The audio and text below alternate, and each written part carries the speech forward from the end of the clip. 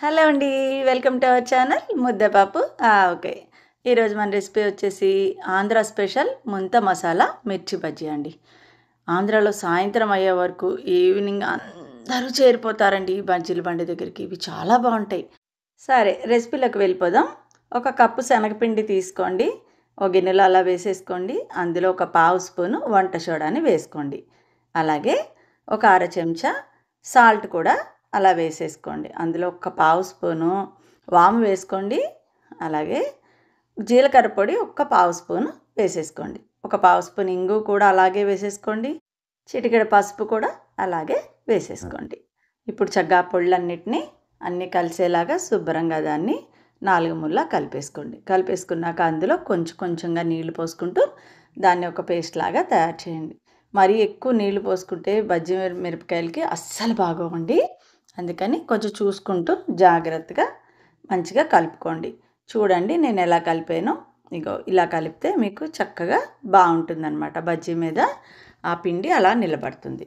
చూసారుగా. ఇప్పుడు ఇది పక్కన పెట్టేసుకోండి. ఒక్కొక్క మిరపకాయకి చక్కగా ఘాటు పెట్టుకుని అందులో ఉన్న గింజలన్నీ తీసేయండి. కారం బాగా తినేవాళ్ళైతే గింజలు ఉంచుకోవచ్చండి. కొంచెం ఎవరైనా పిల్లలు ఉంటే గింజలు తీసేసుకోండి. అలా అన్నిటినీ పక్కన పెట్టేసుకోండి. మిరపకాయలకు కూడా కొసలు ఉన్నాయి కదా, అవి కూడా కట్ చేసి పెట్టుకోండి. లోపలికి నూనె అది వెళ్ళి బాగా ఉడుకుతాయి. ఇప్పుడు పొయ్యి మీద కడాయి పెట్టి అందులో నూనె పోసుకోండి.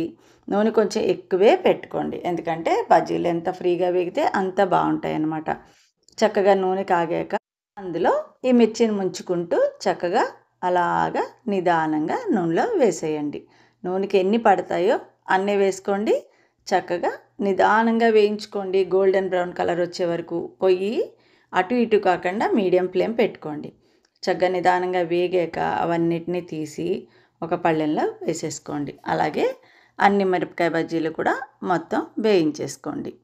ఇప్పుడు ఈ కాగిన నూనె ఉంది కదా, అందులో మనకి బయట కార్న్ఫ్లేక్స్ దొరుకుతాయి కదా, అవి ఒక కప్పుడు తీసుకోండి.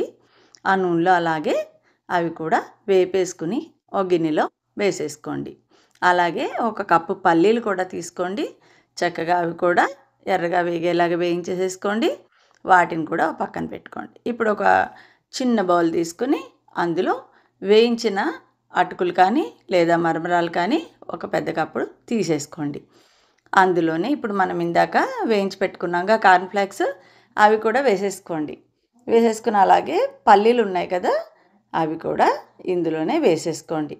పల్లీలు వేసేసుకున్నాక చక్కగా అందులో ఒక కప్పు ఉల్లిపాయ తరుగుని వేసేసుకోండి. సన్నగా కట్ చేసుకోండి. కట్ చేసుకొని అందులో వేసుకోండి. అలాగే ఒక గుప్పుడు కొత్తిమీర కూడా అందులో వేసేయండి. వేసేసి అందులో ఒక హాఫ్ స్పూన్ కారం వేసుకోండి. అలాగే ఒక హాఫ్ స్పూన్ సాల్ట్ కూడా వేసేసుకోండి.